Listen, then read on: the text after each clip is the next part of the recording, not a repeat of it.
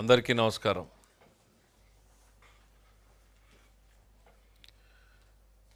ఇప్పుడే ముఖ్యమంత్రి గారు రివ్యూ అయిన తర్వాత బయటకు వచ్చిన తర్వాత జగన్మోహన్ రెడ్డి గారు ఏం మాట్లాడారు ఏంటి అనేటువంటిది మా వాళ్ళని అడిగితే ఏం మాట్లాడారు ఇచ్చారు. కొన్ని పాయింట్లు కూడా చూస్తే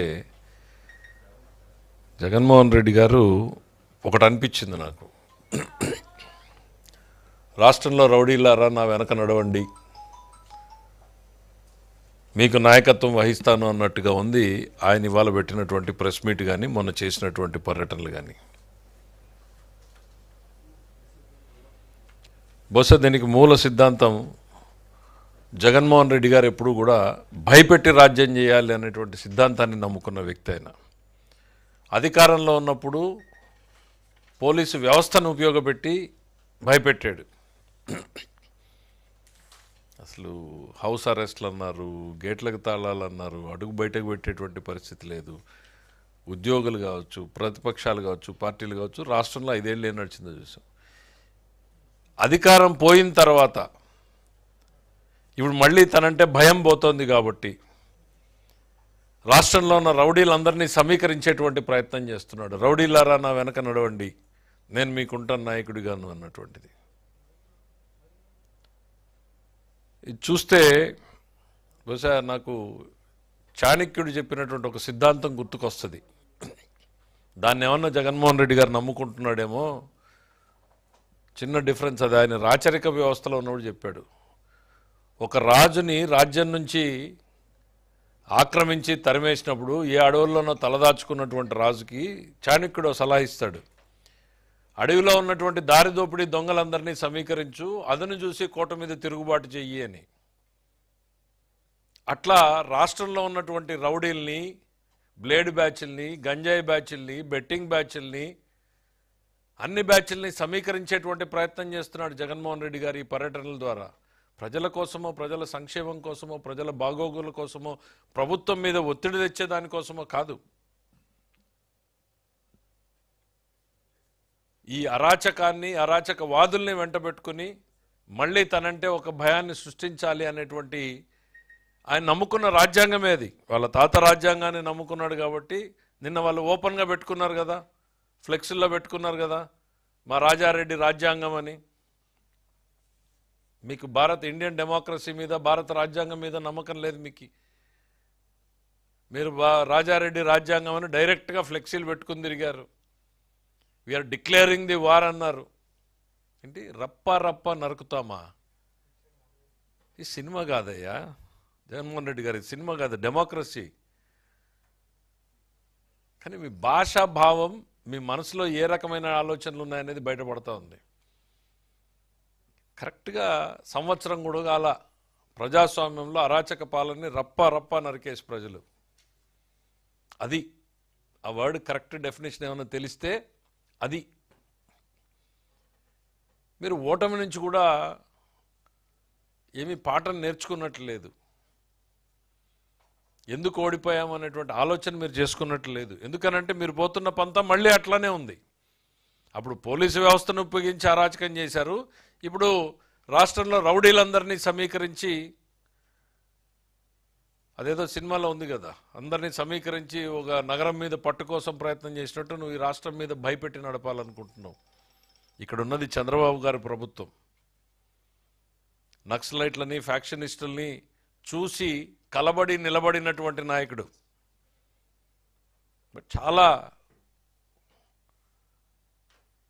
లెంగ్తీ రోపిస్తాడు మా ముఖ్యమంత్రి గారు. చాలా ఓర్పు, చాలా సంయమనం ఆయనకి. నీలాంటి అరాచకాల్ని మాత్రం సహించేది ఉండదు అనేటువంటిది ఈరోజు చెప్తా ఉన్నాం. ఇవన్నీ కూడా చాలా ఆర్కెస్ట్రాడ్. మీరేవో మీ టూర్లో రప్ప రప్ప నరికేస్తామనంటే సంతోషం అంటావు నువ్వు. ఒక మాజీ ముఖ్యమంత్రిగా నువ్వు ప్రెస్ మీట్లో దాన్ని ఖండించాల్సింది పోయి, ఇది మాకు సంబంధం లేదు, ఈ ఆలోచన కాదు, ఇది మా భావజాలం కాదు అని చెప్పాల్సింది పోయి, సంతోషం నరికేద్దాం అంటున్నాడు కదా, సంతోషం అంటున్నాడు అని అంటే ఏం చెప్పదలుచుకున్నావు సమాజానికి? హింసని ప్రేరేపించడం కాదా?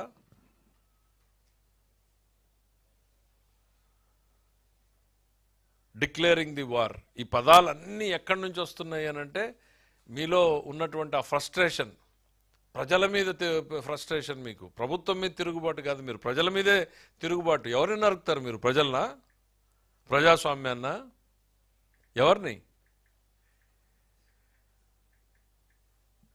ఓటమి నుంచి మీరు అసలు ఓటమిని అర్థం చేసుకున్నట్లు లేరు మీరు ఇంతవరకు. మీలో ఎక్కడా కూడా మార్పు కనపడడం లేదు. ఒక రాజకీయ నాయకుడు ఓటమి తర్వాత సమీక్ష, అంతర్మదనం జరుగుతుంది, సమీక్ష జరుగుతుంది, ఎన్నో మార్పులు వస్తాయి. కానీ మీలో ఎక్కడా కూడా మార్పు అనేది ఎక్కడా కూడా కనపడడం లేదు. ఏం చేశారు మీరు? తెనాలికి వెళ్ళి మీరు పరామర్శించింది ఎవరిని?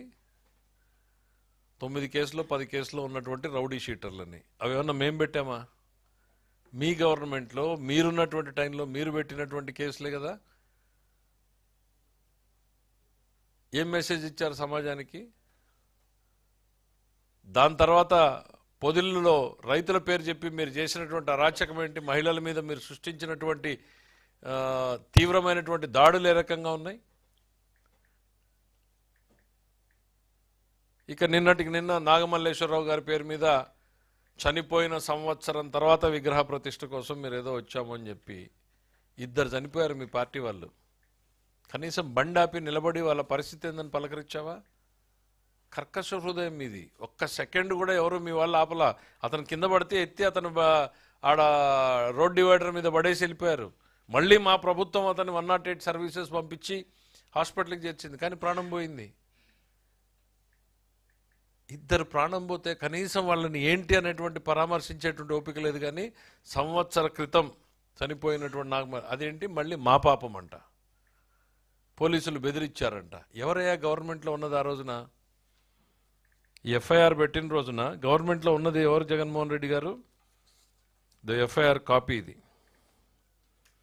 5/7/2024 జగన్మోహన్ రెడ్డి గారే ఆపద్ధర్మ ముఖ్యమంత్రి. కౌంటింగ్ రోజు, కౌంటింగ్ తర్వాత రోజు జరిగినటువంటి సంఘటనలు ఇవన్నీ కూడా. బెట్టింగ్ కట్టాడు, బెట్టింగ్లో డబ్బులు ఊర్లో వాళ్ళందరూ వచ్చి ఆయన మీద తిరుగుబాటు ఏదో చేస్తే ఒకరు మీద ఒకరు పోయి పోలీస్ స్టేషన్లో కంప్లైంట్లు ఇచ్చుకున్నారు. మీ ప్రభుత్వంలో నువ్వు ముఖ్యమంత్రిగా ఉండగా జరిగినటువంటి సంఘటనలకి మేం బాధ్యులమా? మాకేం సంబంధం? నీకు అంత సంవత్సరం తర్వాత విగ్రహాన్ని పెట్టి ప్రేమను కనపరుస్తూ ఉన్నావు. మరి సొంత బాబాయ్ కుటుంబాన్ని పరామర్శించలేకపోయావు. 5 ఏళ్ళు 6 ఏళ్ళు అయిపోయినా బాబాయ్కి కూడా ఓ విగ్రహాన్ని పెట్టించుండొచ్చు కదా. విగ్రహాల పేరుతో పర్యటనలు చేసినటువంటి చరిత్ర మనకు ఉంది కదా. ఈ రాష్ట్రం మొత్తం మీద విగ్రహాలు పెట్టే పేరుతో రాజకీయం చేసినటువంటి చరిత్ర మనకున్నప్పుడు మరి ఆ సొంత బాబాయ్ కుటుంబాన్ని కూడా పరామర్శించి ఉండాల్సింది, ఆయనకు కూడా విగ్రహాన్ని పెట్టి ఉండాల్సింది. మీ ఆలోచనల్ని ఆ వేదిక ద్వారా ప్రజలతో పంచుకో ఉండాల్సింది. మీ బాబాయ్ పట్ల, బాబాయ్ కుటుంబం పట్ల, ఆ సంఘటన పట్ల మీ అనుభవాలు ఏంటి, మీ ఆలోచనలు ఏంటి అని. ఈరోజు నాగమల్లేశ్వరరావు గారు వేదిక మీదకి వెళ్ళి కులాల ప్రస్తావన ఎందుకండి? ఒక ముఖ్యమంత్రిగా ఉన్నప్పుడు మీరు అట్లే చేశారు. మాజీ ముఖ్యమంత్రిగా ఉన్నప్పుడైనా మీరు మారుతారనుకుంటే ఇప్పుడు అట్లానే మారుతా ఉన్నారు. నాని అమాయకుడు, వంశీ అమాయకుడు, జోగి రమేష్ అమాయకుడు, తన పిఏ ధనంజయ రెడ్డి అమాయకుడు, నాగేశ్వర కేఎన్ఆర్ అతను అమాయకుడు, చెవిరెడ్డి భాస్కర్ రెడ్డి అసలు నోట్లో నాలుక లేని వ్యక్తి అమాయకుడు. అరే పోలీస్ స్టేషన్లోకి వెళ్ళి పోలీసులు ఎదురుగా దురుసు ప్రభుత్వం చేసినటువంటి వీడియోలు సాక్ష్యంగా ఉంటే వీళ్ళందరూ అమాయకులు అంటే ఇంకా నువ్వు భ్రమల్లో ఉన్నావా? నువ్వు చెప్పే మాటలన్నీ నమ్ముతారు అని జగన్మోహన్ రెడ్డి గారు. ఈ ప్రభుత్వం ఎక్కడ కూడా పరిధి దాటి పనిచేయట్లా. మేము మీలాగా పనిచేయాలనుకుని ఉంటే నీ బెంగళూరు ప్యాలెస్ నుంచి నువ్వు ఆంధ్రప్రదేశ్ రాష్ట్రంలోకి అడుగు పెట్టేవాడివి కాదు. పవన్ కళ్యాణ్ గారు వస్తే మీరు అడ్డుకున్న రోజుల్ని మర్చిపోయారా? చంద్రబాబు నాయుడు గారు ఎయిర్పోర్ట్లోకి వెళ్తే ఎయిర్పోర్ట్ రన్వే మీద దించింది మర్చిపోయారా? చంద్రబాబు నాయుడు గారి ప్రభుత్వం ఉంది కాబట్టి నువ్వు రాష్ట్రంలో స్వేచ్ఛగా తిరగలుగుతున్నావు. కాకపోతే సుప్రీంకోర్టు, హైకోర్టులు చెప్పినట్టుగా ప్రజల జనజీవన విధానానికి భంగం కలగకుండా, శాంతి భద్రతలకు విఘాతం కలగకుండా మిమ్మల్ని తిరగమని చెప్పి మాత్రమే మా ప్రభుత్వం ఆర్డర్స్ ఇచ్చింది. 100 మందితో వెళ్ళమంటే మీరు ఏం చేశారు?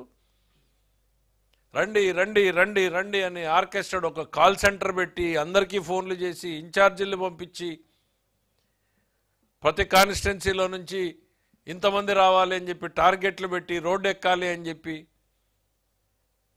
ఇది హింసని ప్రేరేపించడం కాదా? కొమ్మినేని శ్రీనివాస్ గారు అమాయకుడు, ఆయనకి ఏం తెలుసు? ఆయనకి ఒక్కసారి ఆ సంఘటన మొత్తం ఇంట్లో ఉన్నటువంటి ఆడబిడ్డలను అడగండి జగన్మోహన్ రెడ్డి గారు, దాన్ని సమర్థిస్తారేమో.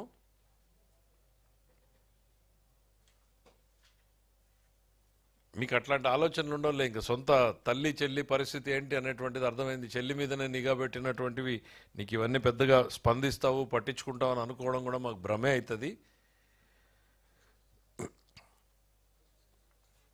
జగన్మోహన్ రెడ్డి గారు పర్యటనల ద్వారా ఏం చెప్పదలుచుకున్నారు, ఏం చేయదలుచుకున్నారు? ఆయన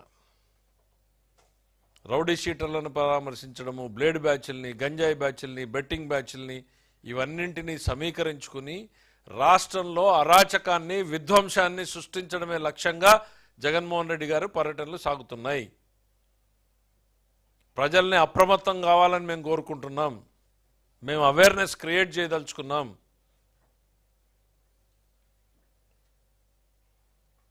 తన చుట్టూ ఒకవైపు ఓటమి భారం, మరోవైపు తనను వీడిపోతున్నటువంటి అనుచరగణం, మరోవైపు చుట్టుముడుతున్నటువంటి కేసులు, ఇంకా తన బలహీనపడిపోయి కుప్పకూలిపోతాననేటువంటి తరుణంలో ఈ రాష్ట్రంలో ఒక విధ్వంసాన్ని అరాచకాన్ని సృష్టించి దృష్టి మరల్చాలి అనేటువంటి ఆలోచనతోని. ఎందుకండి జగన్మోహన్ రెడ్డి గారు? తల్లికి వందనంలో మేము 15,000 రూపాయలు ఇస్తే మీకు కడుపు మంటనా? దీపం సిలిండర్లు ఇస్తే మీకు కడుపు మంటనా? డిఎస్సీలు పిలిస్తే మీకు కడుపు మంటనా? ల్యాండ్ టైటిలింగ్ యాక్ట్ రద్దు చేస్తే మీకు కడుపు మంటనా? లేకపోతే పేదవాడికి ఇంత అన్నం పెడితే మీకు కడుపు మంటనా? ఏం చేశాం? మేమేం చేశాం? మేము చేసింది ఈ మంచి పనులే కదా. వేల లక్షల కోట్ల రూపాయలు పెట్టుబడులు వస్తున్నాయి, అది మీ కడుపు మంట. దానికి మందు లేదు జగన్మోహన్ రెడ్డి గారు. తాత్కాలికంగా ఏ జలుసులు లాంటివి తీసుకోవచ్చేమో కానీ రాజకీయంగా ఇట్లాంటి దుర్మార్గపు ఆలోచనలు ప్రజలు అర్థం చేసుకుంటే మళ్ళీ ఇంకొక 10 ఏళ్లకు కానీ మీరు అధికారం దరిదాపుల్లేక కాదు, ఆ 10 సంఖ్యను కూడా దాటనటువంటి తీర్పుల్నే చూడాల్సి ఉంటుంది.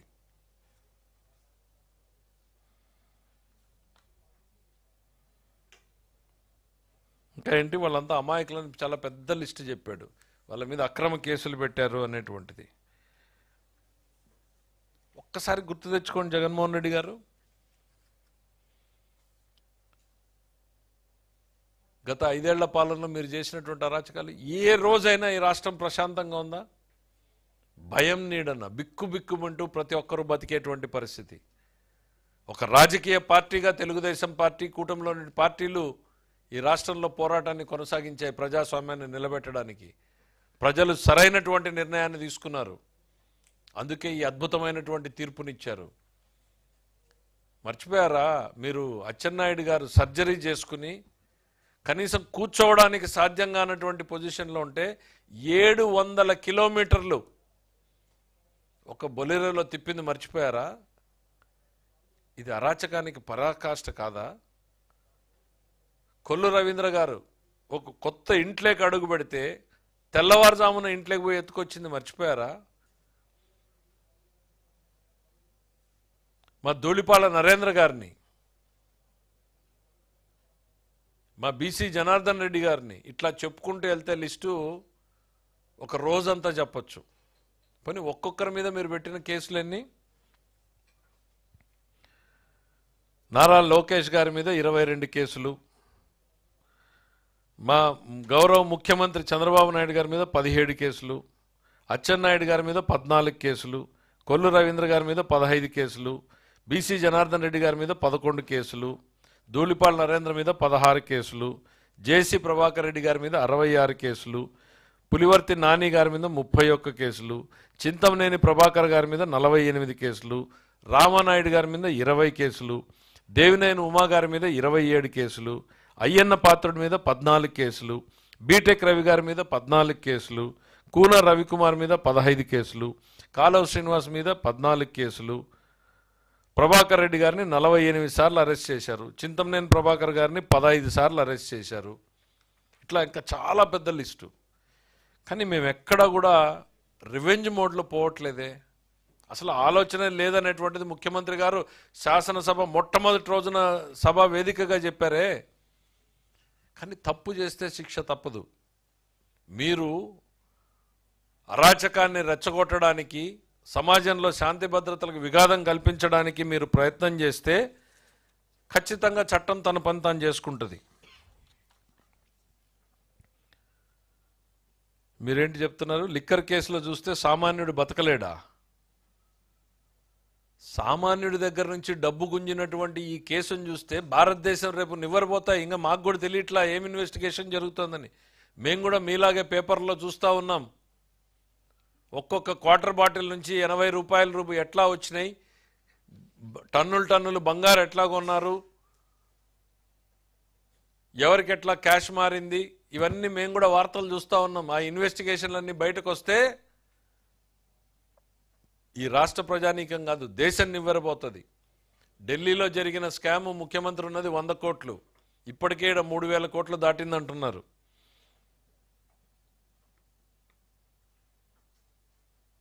సంక్షేమ పథకాలతో నిలువున మోసం చేశారు. ఎందుకయ్యా? అన్నీ ఇంప్లిమెంట్ చేశాం కదా. ఇక మిగిలింది మాకు ఆర్టీసీ బస్సు, దానికి కూడా ఆగస్టు 15 పెట్టాం. అన్నదాత సుఖీబావుకి డేట్ ఇచ్చేశాం. అన్ని హామీలు మొదటి సంవత్సరంలోనే అమలు చేశాం కదా. ఏదో జరుగుతోంది అనేటువంటి ఒక భావాన్ని కల్పించి నిన్ను నువ్వు కాపాడుకునేదానికి మీరు చేస్తున్నటువంటి ప్రయత్నం ఇది.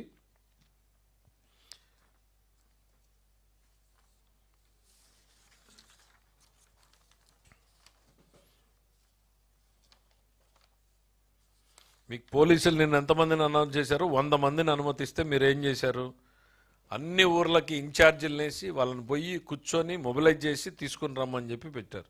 మీ తీరు మారలేదు. మీరందరూ కూడా ఆ భయం దృష్టిలో పెట్టుకునే పనిచేయాలని చెప్పేసి ప్రయత్నం చేస్తూ ఉన్నారు.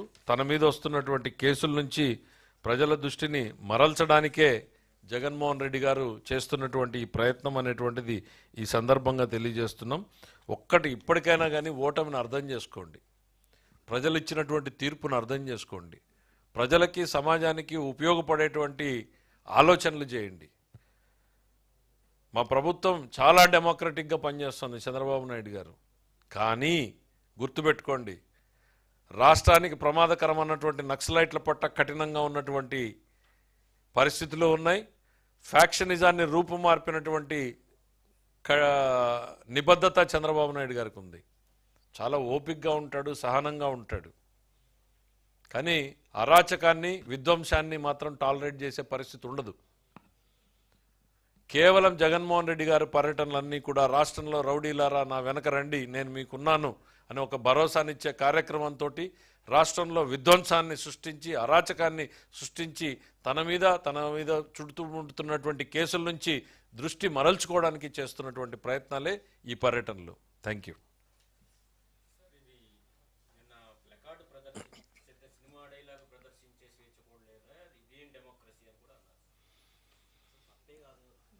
అదే చెప్తున్నాను, ఇంకా సంతోషం. మేము చెప్పేది ఏంటంటే సినిమాల్లో చాలా మంచివి ఉన్నాయి. రాముడి దగ్గర నుంచి ఉన్నటువంటి చరిత్రలు ఉన్నాయి. మరి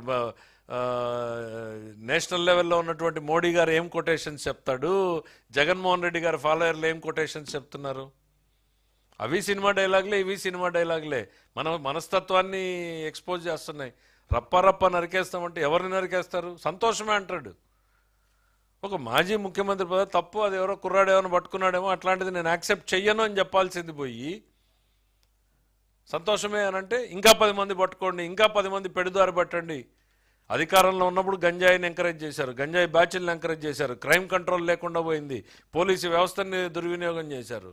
మళ్ళీ ఇప్పుడు అరాచకవాదులందరినీ అంటేసుకుని ఈ రాష్ట్రంలో మళ్ళీ అలజడి సృష్టించేటువంటి ప్రయత్నం. రాష్ట్ర అభివృద్ధి మీద ఒక కుట్ర జరుగుతోంది. వైఎస్ఆర్సీపీ ఆలోచనలు, జగన్మోహన్ రెడ్డి గారి ఆలోచనలు, ఈ రాష్ట్రం ప్రశాంతంగా ఉండకూడదు, పెట్టుబడులు రాకూడదు అనేటువంటి ఒక దుర్మార్గమైనటువంటి ఆలోచనతో చేస్తున్నటువంటి కుట్ర ఇది.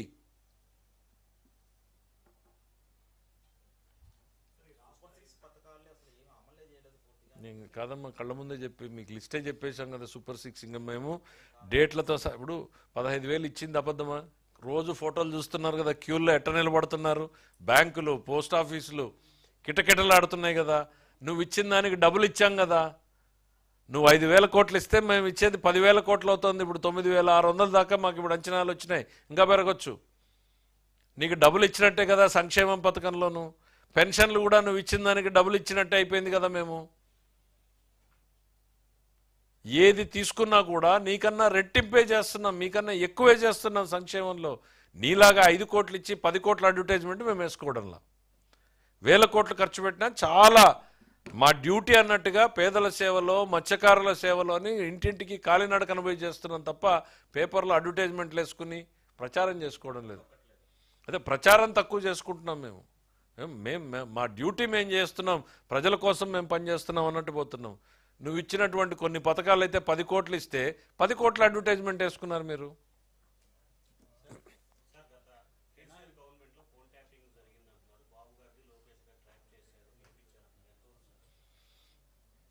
ఇప్పుడు ఆ గవర్నమెంట్ చేసింది, అక్కడ ఇన్వెస్టిగేషన్ వేశారు కాబట్టి సిట్లో వెలుగులోకి వస్తున్నాయి.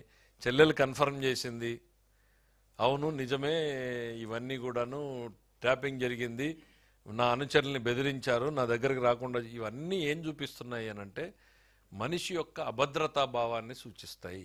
జగన్మోహన్ రెడ్డి గారి అభద్రతా భావం ఎటువంటిది అంటే సొంత చెల్లెల మీద కూడా నిఘా పెట్టుకునేటువంటి అభద్రతా భావం. మనకి ఇది ఎప్పుడు కనపడుతుంది?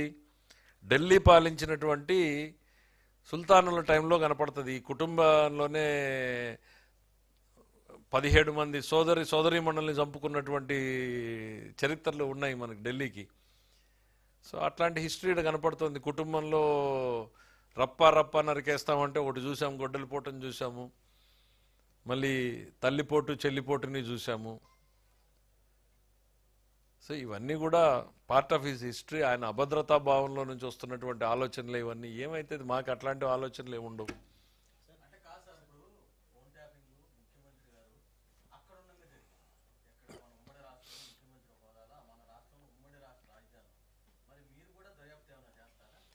అంటే అది కాదు, వెలుగులోకి రానియండి. ఇప్పుడు ఆ ప్రభుత్వం వెలుగులోకి తీసుకొస్తుందో, సిట్ వేసింది. 8 నెలలు సంవత్సరం పాటు అమెరికాలో కూర్చున్నటువంటి వ్యక్తిని కూడా లుకౌట్ నోటీసులు పెట్టి పిలిపించింది. దాంతోనే మళ్ళీ కొత్త విషయాలన్నీ వెలుగులోకి వస్తున్నాయి. ఏదో ప్రైవేట్ సెంటర్లో ఎక్విప్మెంట్ పెట్టారు, ఏదో గవర్నమెంట్ చేయడం కాదు, ప్రైవేట్ ఇళ్లల్లో పెట్టారని ఆ ఇంటి దగ్గర పోయి అప్పుడున్నటువంటి ముఖ్యమంత్రి గారి ఇంటి చుట్టూ పెట్టి ఆయన ఏం మాట్లాడుకుంటున్నాడో, ఆ రోజున్న ప్రతిపక్ష నాయకుడు తెలంగాణలో రేవంత్ రెడ్డి గారి ఇంటి చుట్టూ పెట్టారని, ఇంకో మంత్రి ఇంట్లో ఎక్విప్మెంట్ పెట్టి ఇవన్నీ చేశారని రకరకాల కథనాలు వింటున్నాం. రానియండి, రిపోర్ట్ వచ్చిన తర్వాత చూద్దాం ఏం జరుగుతాయి అనేటువంటిది. అంత సార్ ఇంకా పూర్తి వివరాలు రావాలి. ఫోన్ ట్యాపింగ్ అదే చెల్లెల్ది కన్ఫర్మ్డ్, ఇంకా ఎన్ని వస్తాయో బయటికి అంటున్నా. చూద్దాం, అంటే ఫుల్ రిపోర్ట్ రానియండి. ఇప్పుడు మీ కథనాల ద్వారానే మేము కూడా తెలుసుకున్నాం. Let the total details come out. Appropriate టైంలో ఏం చేయాలో చూద్దాం దాని మీద.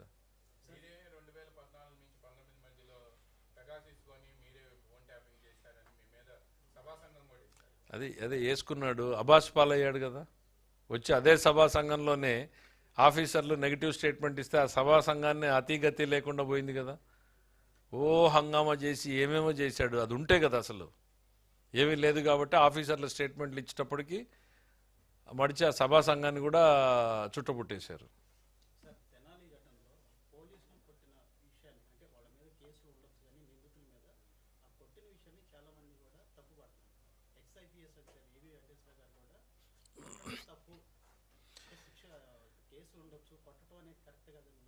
ఇది లాంగ్ డిబేట్. దాని మీద friendly police versus fear of police అనేటువంటి డిబేట్ అనేటువంటిది చాలా జరుగుతోంది. చాలా రిఫార్మ్ కమిటీస్లో కూడా డిస్కషన్ జరిగింది.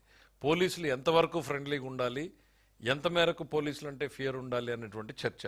బేసిక్గా కొట్టడం అంటే చంపే ఉద్దేశం కాదు, సమాజంలో కాస్త భయపెట్టేటువంటి ప్రయత్నం. నేను అనేది దాన్ని సమర్థిస్తున్నానా ఇంకోటి అనేటువంటిది కాదు, ఈ డిస్కషన్ ఉంది అనేది చెప్తా ఉన్నా. ఇప్పుడు మనం ఫ్రెండ్లీ పోలీసు వైపు అడుగులేస్తూ ఉంటే అదే పోలీసు వ్యవస్థల వాళ్ళే చాలామంది చెప్తున్నారు, మనకున్న పోలీస్ ఎంతమంది, 1,00,000 మందికి ఒకడో లేక 50,000 మందికో 10,000 మందికో ఒకడు ఉంటే it is the fear of police only which controls. అది తగ్గించకూడదు అనేటువంటి భావ వ్యక్తీకరణ చేసే వాళ్ళు కూడా ఉన్నారు. కాబట్టి ఇప్పుడు పోలీసుల పాత్ర ఏంటి అనేటువంటిది కాదు, పోలీసు వ్యవస్థను ఏ రకంగా మీరు తయారు చేశారు గతంలో, ఇప్పుడిప్పుడు వాళ్ళకి స్వేచ్ఛా స్వాతంత్రాలు వచ్చి కనీసం శాంతి స్థాపన చేయాలనేటువంటి ఆలోచనలను ముందుకు పోతున్నారు. అంటే ఆ స్పెసిఫిక్ ఇన్సిడెంట్ మీద నేను అంత డీటెయిల్గా పోలేదు, కానీ బేసిక్గా పొలిటికల్ యాక్టివిటీలో జగన్మోహన్ రెడ్డి గారు ఏమి సందేశాన్ని ఇస్తున్నాడు అనేదే మనకు most important lesson for the day. Thank you.